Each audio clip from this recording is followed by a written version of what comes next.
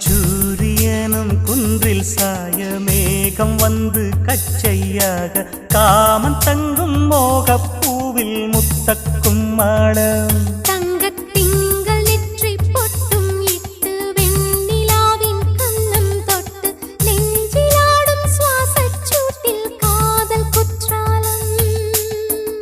தேன் தெளிக்கும் தென்றலாய் நின்னருகில் வந்து நான்